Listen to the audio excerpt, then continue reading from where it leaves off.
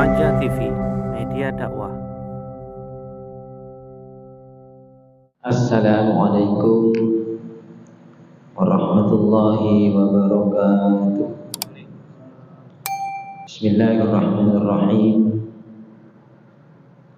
Alhamdulillahi ala kulli halin wa fi kulli hal. Wassalatu wassalamu ala sayyidina Muhammadin alladhi hadana ala dinil Islam bi husnil maqal wa ala alihi wa ashabihi dhabil fadha'ili wal kamal. Amma ba'du. Hadratal muhtaramin yang saya hormati, para hadirin dan hadirat, mustami'in mustami'at, wabil khusus jajaran takmir Masjid Baitul Amal yang saya hormati. Alhamdulillah, puji syukur kepada Allah Subhanahu wa taala atas segala karunia, rahmat dan nikmat yang telah diberikan oleh Allah Subhanahu wa taala kepada kita semua, sehingga kiranya kita pada saat ini masih diberi kesempatan oleh Allah Subhanahu wa taala bisa berjumpa kembali dalam pengajian rutin di Masjid Baitul Amal ini. Semoga semua yang kita kerjakan, rangkaian ibadah yang kita laksanakan, dijadikan oleh Allah SWT ibadah yang makbul, yang diterima oleh Allah SWT, sehingga kita termasuk dari bagian hamba-hamba Allah yang soleh, sehingga kita kelak ketika menghadap kepada Allah SWT dikumpulkan bersama orang-orang soleh di surga Allah SWT. Amin Allahumma amin. Sekarang penjelasan tentang kitab fikih, yang dimana sebelumnya menjelaskan tentang syarat-syarat salat Jumat, dan sekarang sampai pada rukun, dan diantara syarat Jumat adalah 2 khutbah, dimana sekarang menjelaskan tentang rukun-rukun khutbah. 2 khutbah, yakni hal-hal yang wajib dikerjakan ketika dalam pelaksanaan 2 khutbah pada salat Jumat. Bismillahirrahmanirrahim. Wa arkanul khutbataini khamsatun. Adapun rukun-rukun dari 2 khutbah di salat Jumat itu ada 5. Ketika salah satu dari yang 5 ini tidak terpenuhi, maka 2 khutbah di salat Jumat dianggap tidak sah. Dan ketika khutbahnya tidak sah, maka berakibat ketika khutbah itu tidak diulang, maka akan berakibat Jumatnya juga tidak sah. Semua rukun yang 5 ini harus terpenuhi ketika dalam melaksanakan 2 khutbah. Apa saja dari yang 5? Al-awwal, yang pertama adalah hamdulillah. Yang pertama dari rukun khutbah itu harus ada hamdulillah, kalimat alhamdulillah. Dalam 2 khutbah dalam pelaksanaan salat Jumat, rukun yang pertama adalah alhamdulillah. Harus ada kalimat alhamdulillah. Ketika membaca khutbah tidak ada kalimat alhamdulillah, maka khutbahnya dianggap tidak sah. Li thubutihi anhu sallallahu alaihi wasallam fi khutbatil Jum'ah, karena hal itu telah ditetapkan oleh Rasulullah SAW dalam khutbah Jumat. Kalimat alhamdulillah itu telah ditetapkan dalam hadis Rasulullah SAW dalam pelaksanaan khutbah Jumat. Fi Muslim, kama fi Muslim, seperti keterangan dalam hadis yang diriwayatkan oleh Imam Muslim. Hakahu Romli, menceritakan hal ini Ar-Romli, Syekh Romli. Wasani, adapun rukun yang kedua dalam pelaksanaan 2 khutbah Jumat, as-salatu ala Nabi sallallahu alaihi wasallam, yaitu membaca salawat kepada baginda Nabi sallallahu alaihi wasallam. Dalam khutbah harus ada pembacaan salawat. Ketika dalam khutbah tersebut tidak ada pembacaan salawat, maka khutbahnya tidak sah. Alasannya kenapa harus ada pembacaan salawat? Li'anna kulla ibadatin iftaqarat ila dzikrillah iftaqarat ila dzikri Rasulillah sallallahu alaihi wasallam. Karena setiap ibadah yang membutuhkan ila dzikrillah, berzikir kepada Allah Subhanahu wa taala, iftaqarat ila dzikri Rasulillah sallallahu alaihi wasallam, maka ibadah tersebut juga membutuhkan menyebut nama dari Rasulullah SAW, yakni membaca salawat kepada baginda Rasulullah Sallallahu Alaihi Wasallam. Seperti kal adzan was shalah, seperti adzan dan juga salat. Pelaksanaan adzan, pelaksanaan salat juga ada zikir kepada Allah, menyebut asma Allah dan juga menyebut asma dari Rasulullah Sallallahu Alaihi Wasallam. Setiap ibadah yang dimana di ibadah tersebut membutuhkan menyebut asma Allah, maka juga membutuhkan menyebut asma atau nama dari Rasulullah Sallallahu Alaihi Wasallam, seperti pelaksanaan dalam adzan, juga pelaksanaan dalam sholat. Rukun yang kedua yaitu harus dalam khutbah Jumat itu harus ada pembacaan salawat kepada baginda Rasulullah Muhammad Sallallahu Alaihi Wasallam. Wasalisu, rukun yang ketiga dalam khutbah, al-wasiyatu bittaqwa, wasiat bittaqwa, mengajak takwa kepada Allah Subhanahu wa taala. Dalam khutbah, dalam pelaksanaan khutbah Jumat harus ada kalimat wasiat dengan takwa kepada Allah, yakni mengajak kepada semua orang muslim untuk bertakwa kepada Allah Subhanahu wa taala. Fal ihtiyatu dzikru lafzil wasiyah ma'a lafzil ta'ah. Maka menurut kaul yang hati-hati harus menyebut lafal wasiyah, lafal wasiat berpesan, ma'a lafzil ta'ah juga menyebut lafal tentang ibadah kepada Allah Subhanahu wa taala. Ini menurut kaul atau pendapat yang lebih hati-hati. Harus ada lafal wasiyah, mengajak atau berwasiat, dan juga harus menyebut lafal ta'ah. Seperti contohnya di sini dicontohkan usikum bitaqwallah wa taati. Ini contohnya. Usikum bitaqwallahi wa taati. Usikum, saya berwasiat kepada kalian semua, bitaqwallah, dengan takwa kepada Allah, wa taati, dan juga taat kepada Allah. Ini contohnya. Tapi ada yang dalam wasiat itu ayat ya ayyuhalladzina amanu taqullaha haqqa tuqatih wa la tamutunna illa wa antum muslimun. Sama saja. Penting di sini ada mengajak untuk bertakwa kepada Allah Subhanahu wa taala. Yang umum biasanya ya ayyuhalladzina amanu taqullaha, ya ayyuhalladzina amanu taqullaha haqqa tuqatih wa la tamutunna illa wa antum muslimun. Ada yang di sini dijelaskan usikum bitaqwallah wa taati. Sama saja ini.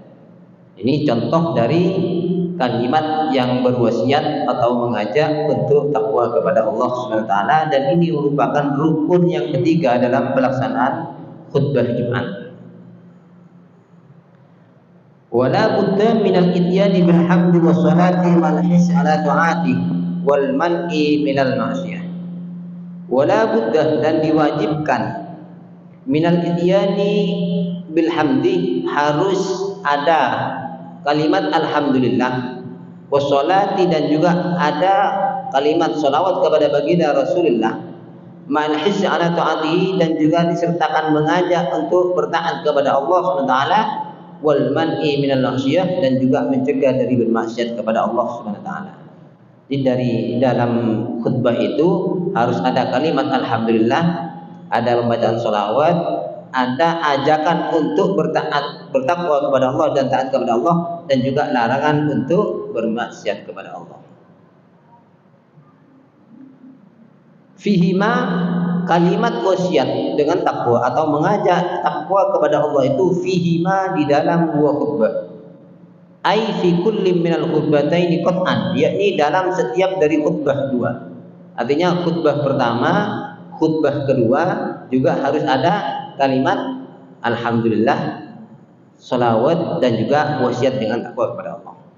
Ini wajib diketahui bagi khotib-khotib. Terkadang ada khotib itu hanya bisa pidato, tapi dia tidak ngerti tentang syarat dan rukun khutbahnya.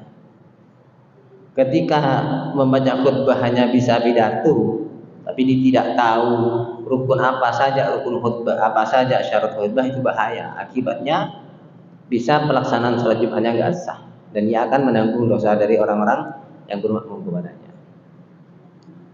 Warabi'u, dan yang keempat rukun dari khutbah adalah ayatul mufhimatun, membaca ayat Quran yang memberi pengertian. Artinya bagi orang yang, andaikan orang itu paham tentang bahasa Arab, orang itu mengerti tujuan dari ayat yang dibaca, itu namanya ayatul mufhimatun. Ada ayat yang memberi pengertian. Walau qasiratan, meskipun ayat itu ayat yang pendek.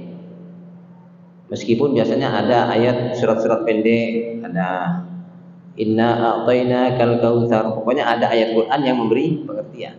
Meskipun ayat itu pendek, cukup. Falau qara'at tsumma nadhara fala tujzihu, dan apabila orang itu membaca ayat Quran tsumma nadhara, akan tapi orang itu masih berpikir apakah ayat ini bisa dimengerti atau tidak, artinya bukan ayat yang memberi pengertian, maka fala tujzihu, maka ayat yang dibaca itu tidak mencukupi dalam rukun khutbah. Ayat yang dibaca itu harus memberi pengertian, andai kata orang yang mendengar itu paham tentang bahasa Arab. Tapi orang yang mendengar itu gak harus paham bahasa Arab. Andaikan yang mendengar itu paham bahasa Arab, maka orang itu paham, mengerti dari tujuan dari ayat yang dibaca, itu maksudnya. Membaca ayat yang memberi pengertian ini fi ihdahuma, di dalam salah satu dari kedua khutbah. Bisa dibaca di khutbah pertama atau dibaca di khutbah kedua. Pokoknya salah satu dari dua khutbah itu membaca ayat Al-Quran yang memberi pengertian. Lakinil aula an takuna fil khutbatil ula, akan tapi yang paling utama, paling bagus ayat itu dibaca pada khutbah pertama. Yang paling bagus sebenarnya boleh dibaca di khutbah pertama atau dibaca di khutbah yang kedua, sama saja. Akan tetapi yang lebih utama ayat Quran itu dibaca pada khutbah pertama. Kenapa lebih utama dibaca di khutbah pertama? Litakuna fi muqabalati du'a lil mu'minin wal mu'minat sisaniyati, supaya ayat itu menjadi pengimbang pada doa pada orang mukmin dan orang mukmin laki-laki dan perempuan pada khutbah kedua. Soalnya ketika di sini dijelaskan fayasulu ta'adul bainahuma, maka bisa terjadi keseimbangan antara dua khutbah.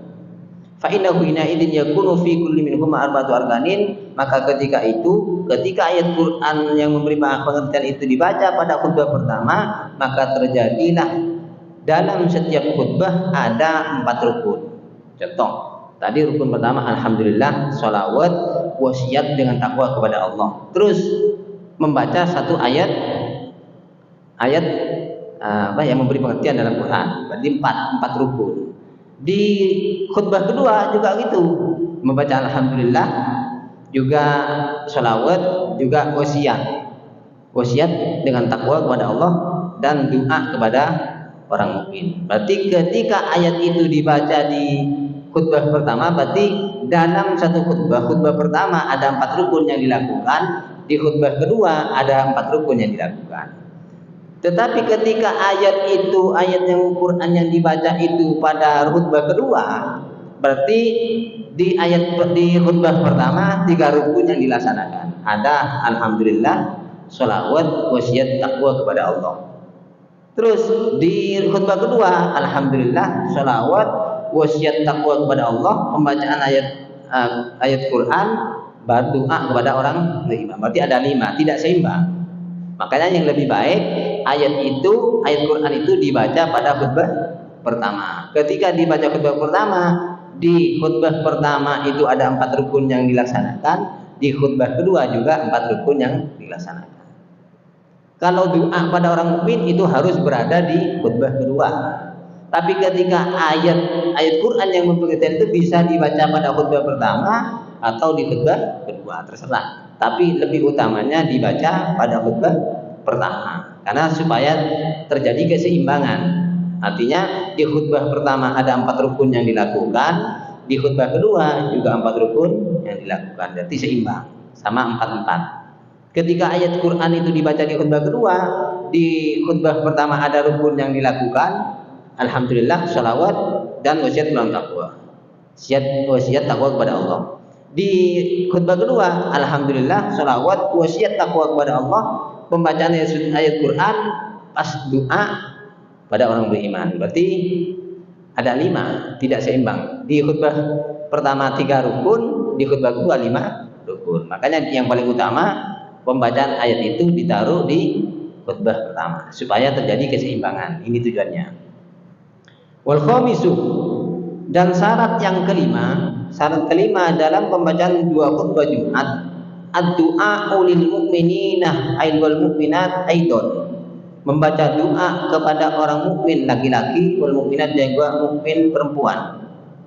Fal muradu bil mu'minina, maka yang dimaksud dengan orang mukmin al-jinsu, jenis orang mukmin. Artinya wa yakfi minhum ma yaqu alaihi ismu, maka dicukupkan dari doa kepada orang beriman itu sesuatu yang menyangkut pada orang beriman. Contohnya seperti lafaz walau rahimakumullah, seperti meskipun lafaz itu rahimakumullah.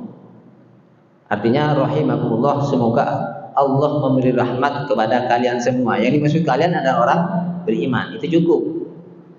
Tapi yang umum biasanya Allahumma ighfir lil mu'minina wal mu'minat wal muslimin, nah itu yang umumnya.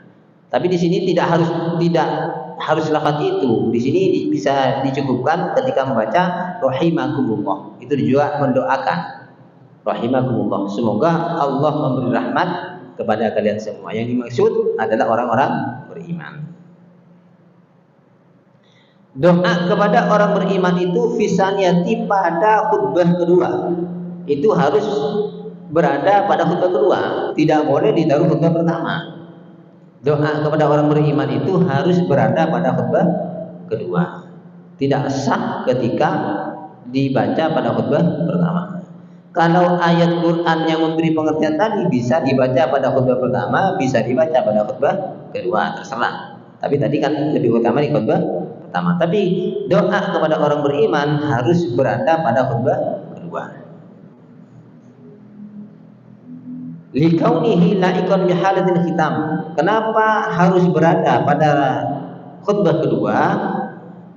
Likaunihi, karena adanya doa kepada orang beriman tersebut laikon bihalatil khitam, itu lebih pantas dengan keadaan akhir dari khutbah.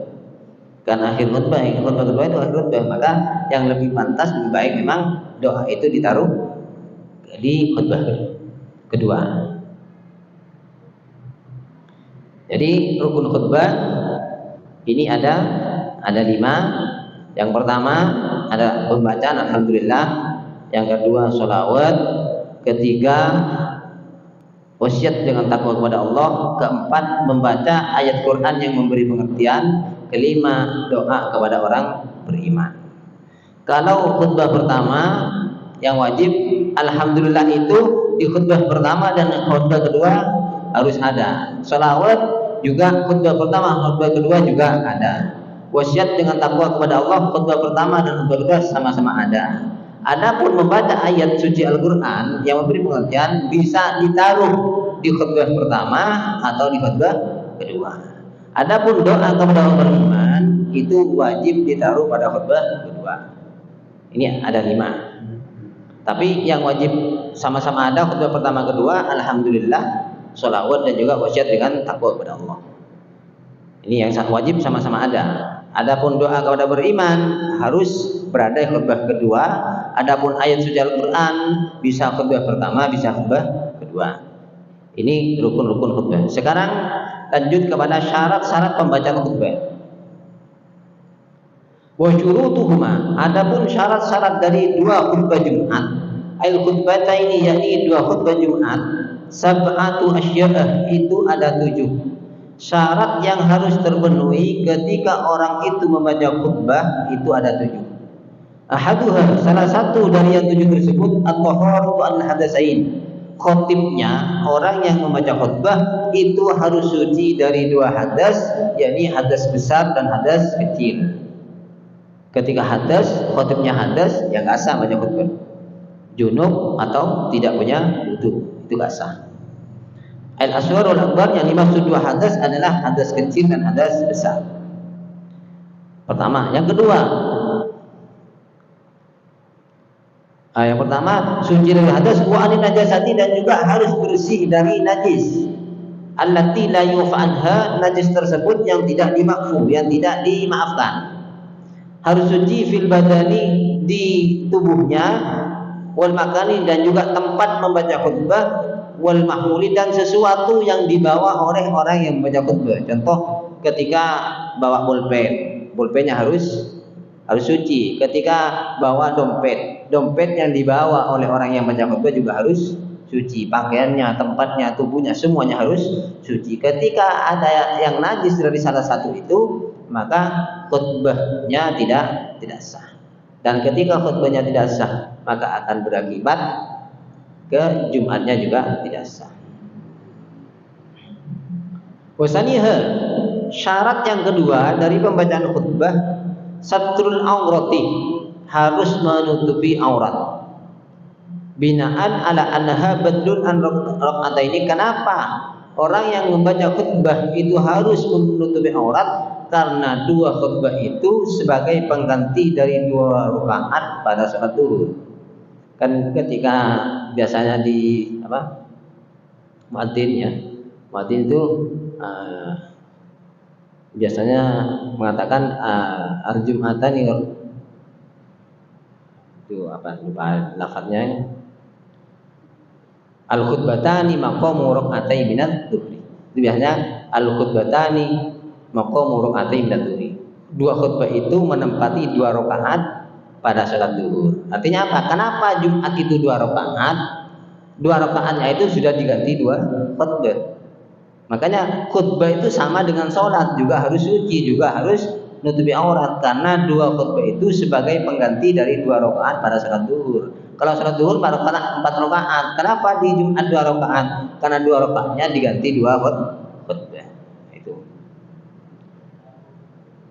Wasalisuha, dan syarat yang ketiga dari pembacaan 2 khutbah, al-qiyamu, harus berdiri. Ai fihima, berdiri di 2 khutbah. Khutbah pertama, khutbah kedua juga harus berdiri, ma'al qudrati alaihi, ketika orang itu mampu untuk berdiri.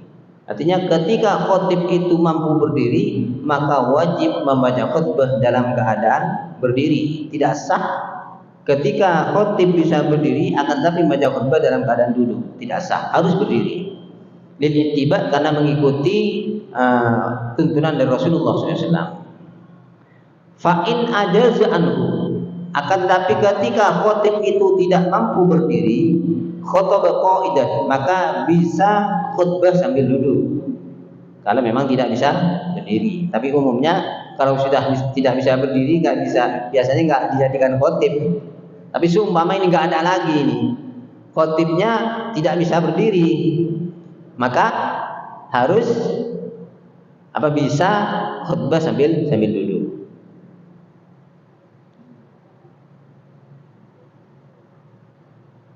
Ketika khutbah sambil duduk, wa fasala bainahuma bisaktatin, maka harus memisah antara 2 khutbah dengan diam. Kan biasanya kalau khutbah berdiri, pemisah harus duduk. Tapi ketika membaca khutbah sambil duduk, pemisah antara khutbah pertama dan khutbah kedua itu harus diam. Diam, duduk itu sebagai pemisah. Diam itu sebagai pemisah antara khutbah pertama dan khutbah kedua. Afad dari Ramli, seperti apa yang dijelaskan oleh Syekh Ramli. Warabiuha, dan syarat yang keempat dari pembacaan khutbah, al-julusu bainahuma, harus duduk antara 2 khutbah. Setelah khutbah pertama, untuk membaca, sebelum membaca khutbah kedua harus duduk dulu. Duduk itu seukuran lebih sedikit dari tumakninah di sholat. Tumakninah itu seukuran membaca subhanallah 1 kali. Duduk di antara khutbah 2 itu melebihi sedikit dari tumakninah sholat. Lil ittiba, karena mengikuti anjuran dari Rasulullah SAW fi dzalika, dalam masalah duduk di antara 2 khutbah. Wa tuma'ninatu fihi wajibatun. Adapun tuma'ninah di dalam duduk antara dua sujud itu wajib. Tuma'ninah itu yang dinamakan tuma'ninah sukunun ba'da harakatin, harus diam. Artinya ketika ada khotib duduk tidak diam sama sekali seukuran baca subhanallah, maka tidak sah. Ketika khotib itu duduk di mimbar, pemisah antara khutbah pertama dan khutbah kedua, itu harus ada tuma'ninah. Tuma'ninah itu diam. Paling sedikitnya seukuran membaca subhanallah satu kali. Ketika sambil duduk sambil nggak diam sama sekali, maka itu berpengaruh. Bisa tidak sah nanti. Ketika khotib duduknya itu nggak diam sama sekali, nggak ada tuma'ninahnya. Dan itu bisa tidak sah karena tuma'ninah ketika duduk antara dua khutbah itu wajib. Falau tarakaha lazimahul audu ilaihi mutma'innan bihi ala dzalika. Falau tarakaha, dan ketika khotib itu meninggalkan tuma'ninah, tidak diam di waktu duduknya, lazimahul audu ilaihi mutma'innan bihi, maka wajib bagi khotib untuk kembali lagi ke duduk dan harus tuma'ninah. Artinya tidak sah ketika khotib yang duduk itu sambil bergerak, tidak ada tuma'ninah sama sekali, pas boro-boro langsung berdiri untuk khutbah kedua. Nah, itu nggak sah. Karena duduk antara khutbah itu harus ada tuma'ninahnya. Tuma'ninah itu diam setelah bergerak. Paling sedikitnya seukuran membaca subhanallah satu kali. Itu sedikitnya. Takutnya ada khotib yang nggak paham sambil duduk tapi gerak-gerak terus, nggak diam sama sekali. Lah akhirnya setelah waktunya selesai baru langsung berdiri untuk khutbah kedua. Nah itu bahaya. Itu bisa menyebabkan nanti pengaruhnya ke sholat Jumat juga. Karena ketika khutbahnya tidak sah, maka Jumatnya juga tidak sah.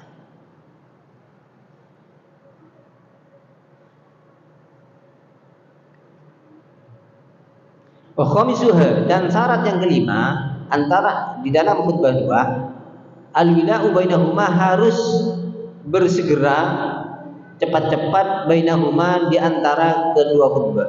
Artinya setelah khutbah pertama harus bersegera, setelah duduk sebentar harus langsung membaca khutbah kedua. Bi alla yatula faslun urfan. Yang dimaksud wila, yang dimaksud bersegera, tidak ada pemisah yang lama antara dua khutbah. Ketika ada pemisah yang lama, itu bisa berakibat khutbahnya tidak sah. Terus berapa ukuran lama itu yang bisa menyebabkan rusaknya dua khutbah? Wadabtu tulihi biqadri rak'ataini bi akhaffi mumkinin fa inna qasadhalika lam yadurr. Batasan duduk yang lama di antara dua khutbah itu sekiranya andaikan sholat dua rakaat dengan membaca hanya wajibnya saja itu sampai selesai, berarti itu bisa merusak khutbah. Artinya setelah khutbah pertama duduk sebentar harus langsung berdiri membaca khutbah kedua. Ketika lama, jarak antara khutbah pertama dan khutbah kedua itu lama, sampai andaikan orang itu sholat dua rakaat sampai selesai, maka itu bisa merusak kesahan dalam dua khutbah. Itu.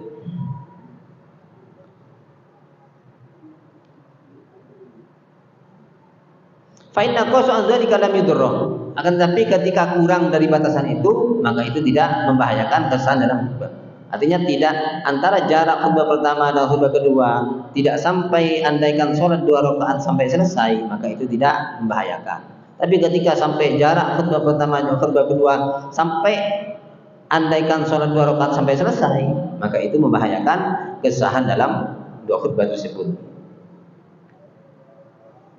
Wasadisuha, dan syarat yang keenam, al-wila'u bainahuma wa bainas shalah, harus bersegera antara dua khutbah dan juga antara sholat. Artinya setelah selesai membaca dua khutbah harus langsung sholat Jumat. Jangan sampai pemisahnya lama antara setelah khutbah sampai lama baru sholat Jumat, sampai andaikan sholat dua rakaat sampai selesai, itu bahaya, bisa merusak kesahan dalam khutbah.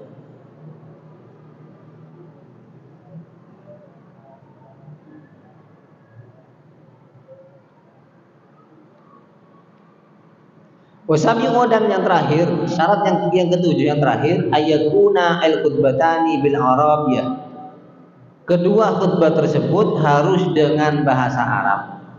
Bahasa Arab yang harus khutbah itu bahasa Arab itu hanya rukun-rukunnya saja.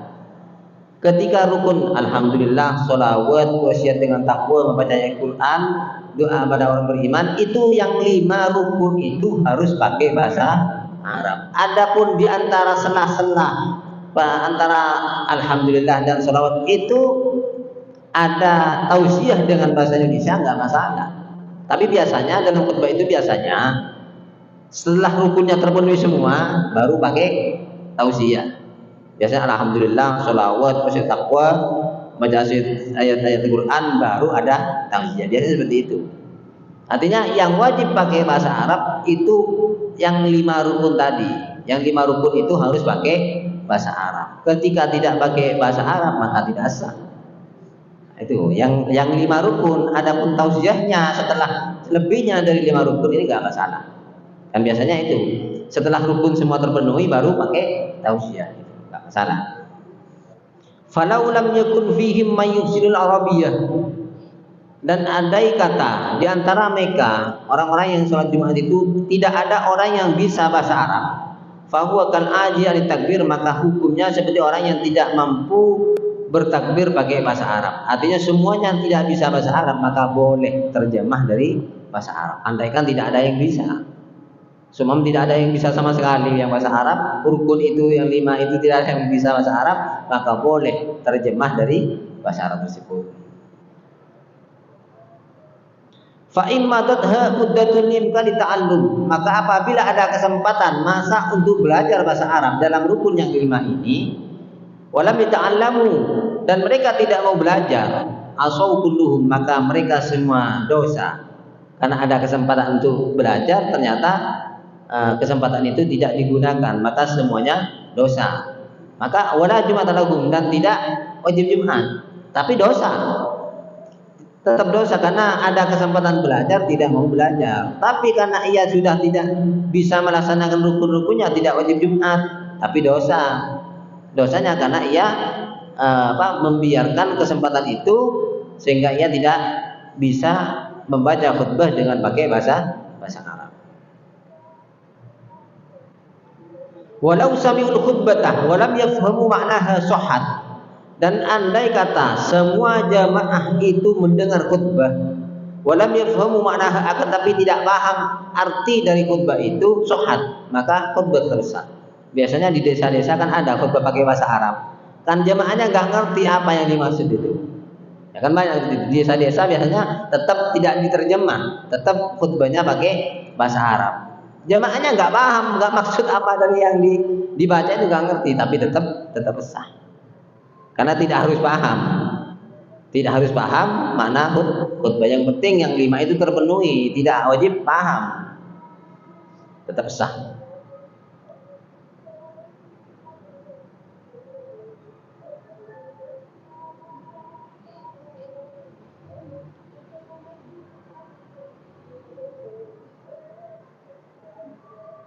Mungkin ini sampai di sini karena ini sudah pindah ke fasal yang lain. Fasal selanjutnya menjelaskan tentang syarat-syarat berjamaah. Nah, mungkin dari pembahasan ini ada penjelasan yang perlu dipertanyakan, yang kurang paham atau dari permasalahan yang lain, silakan.